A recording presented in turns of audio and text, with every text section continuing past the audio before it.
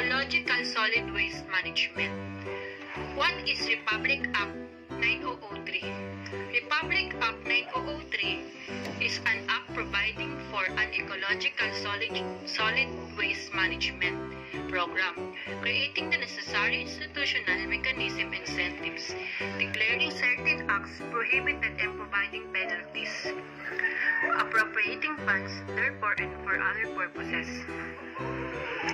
Ecological solid waste management refers to the systematic administration of activities which provide for segregation at source, segregated transportation, storage, transfer, processing, treatment and disposal of solid waste and other waste management activities which do not harm the environment.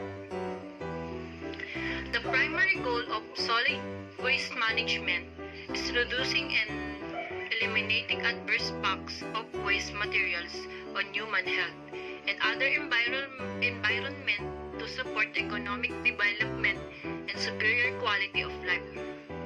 This is to be done in the most efficient manner possible to keep costs low and prevent waste buildup. What is the importance of RA 9003? RA 9003 is very important to us because this implemented law obligating us to do waste management and recycling.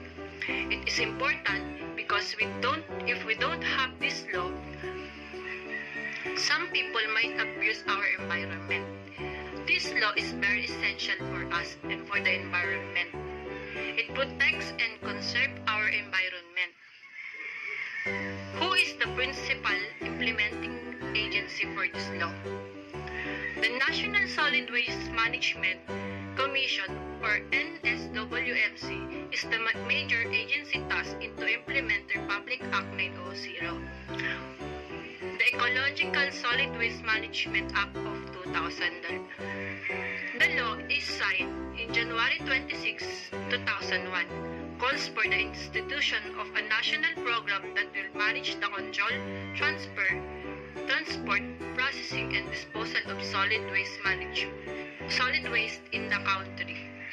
Chaired by Department of Environment and Natural Resources, or DENR, the Commission will prescribe policies to effectively achieve the objectives of RA 9003. It will oversee implementation of appropriate solid waste management plans by end users and local government as mandated by law. Types of solid waste. Letter A is compostable waste. Compostable waste are biodegradable waste such as food waste, garden waste, animal waste, and human waste. They undergo biological degradation under controlled condition and can be turned into compost, soil conditioner, or organic fertilizer by mixing them with soil, water, air, and biological additives or activators. Example of these are fruits and vegetable fillings, leftover foods, vegetable trims, fish fowl, meat, animals, entrails, soft shells, seeds, leaves, flowers, twigs, branches, and stems.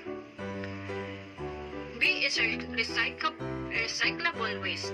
Recyclable materials refers to any waste materials retrieved from the waste stream and free from contamination that can still be converted into suitable beneficial use.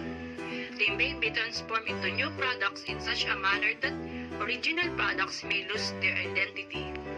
Example of these are papers, ferrous scrap metal, non-ferrous scrap metal, corrugated cardboard, aluminum glass, office papers, tin cans. C. Residual waste. Residual waste are solid waste materials that are non-compost and non-recyclable. It should be disposed ecologically through a long-term disposal facility or sanitary landfill. Example of these are sanitary napkins, disposable diapers, worn-out rugs.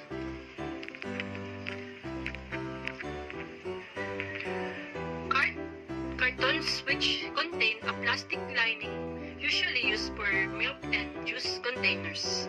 Ceramics, candy wrappers, or sachets, other solid soil materials that cannot be composted and recycled. D is special waste.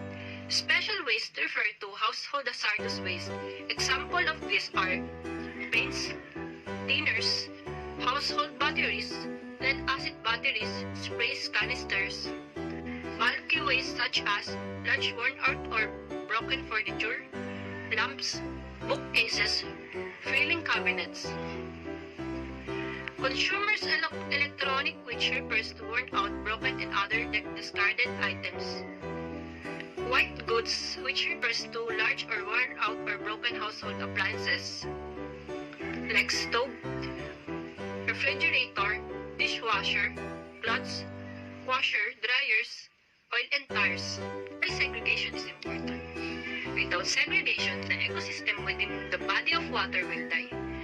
Every plant, fish, or animal, depending on this body of water, will lose their lives due to toxicity of trash in it.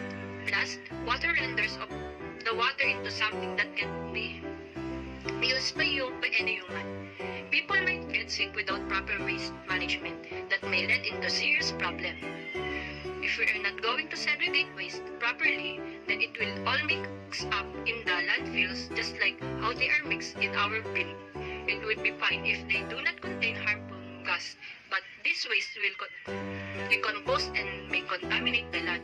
So it will release leaks and gas that may be harmful to the environment. If it contains methane gas, this is really bad because it will affect climate change and may lead to drought. So we better be careful in segregating waste. It is essential for us to segregate waste so that we can protect our health.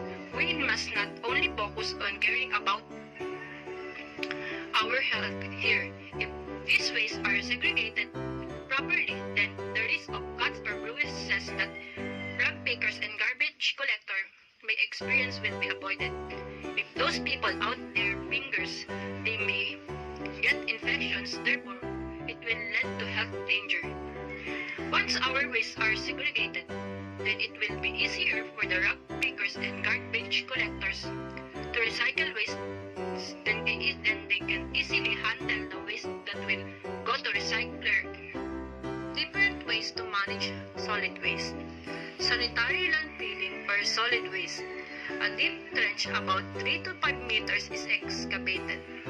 Layers are compacted with some mechanical equipment and covered with earth, labeled and compacted.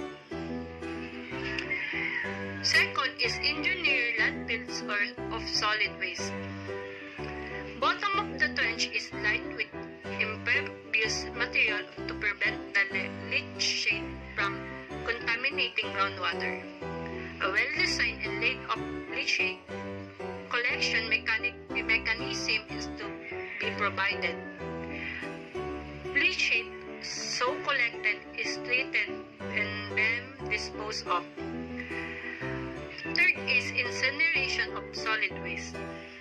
Used to reduce the volume of solid waste for landfilling. Primary chamber designed to facilitate rapid dissipation of moist refuse and complete combustion of refuse and volatile gases. A ledge or drying hearth is provided for this purpose. Last is composting. Similar to sanitary landfilling, yields a stable end product, good soil conditioner, and may use as base for fertilizer. Popular in developing countries, decomposable organic matter is separated and decomposed. How 3R's initiative is applied as mandated by RA 903. As today's, I analyzed how 3R's are effective even if reduce, reuse, and recycle is mandated by law. Some people are still not following or doing it. Still, there is some irresponsible citizen who doesn't care about our environment. But in some point, it is still effective, and imagine, without this RA 9003, everything might be messed up. 3R's are effective and beneficial. It helps our environment heal from damages that created by humans.